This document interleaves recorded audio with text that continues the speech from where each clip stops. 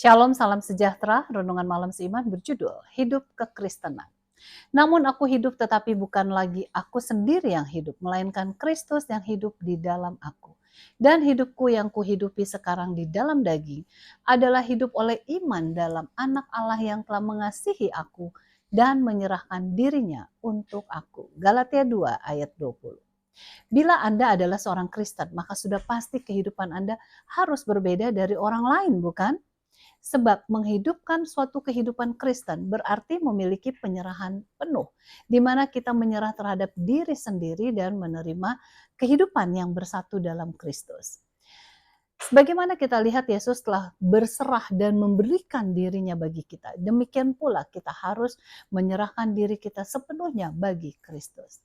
Mungkin saja kita berpikir bahwa kita sudah membuat satu komitmen penuh, satu penyerahan penuh, namun pertumbuhan rohani kita akhirnya menunjukkan bahwa sesuatu yang terjadi tersebut adalah satu hal yang dangkal. Namun sementara kita mencari area baru dalam kehidupan kita untuk berpaling kepada Allah, komitmen kita akan bertumbuh. Kemudian dengan begitu lembut, Kristus membawa perhatian kita ke area lainnya di mana kita perlu untuk terus berserah. Jadi kehidupan kita berlanjut melalui serangkaian komitmen. Kekristenan menjadi lebih dalam lagi dalam kehidupan kita maupun dalam gaya hidup kita, termasuk bagaimana kita bertindak dan bereaksi. Ketika kita menyerahkan semua yang kita miliki kepada Allah, yang memang semua adalah miliknya. 1 Korintus 3 ayat 21 dan Korintus 4 ayat 2, maka Tuhan akan menerima kita.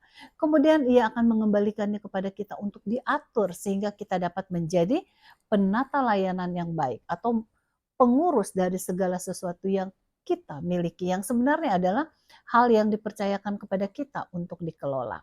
Menerima tanggung jawab kita sebagai penata layanan Allah yang menghancurkan kecenderungan kita untuk hidup yang egois dan nyaman dan membuat kita sadar akan teladan abadi dari penata layanan yang ditinggalkan oleh Yesus sampai pada tingkat di mana ia menderita kelaparan, kekurangan, ketelanjangan dan akhirnya disalibkan sehingga kita tahu tanggung jawab penuh dari penata layanan tersebut.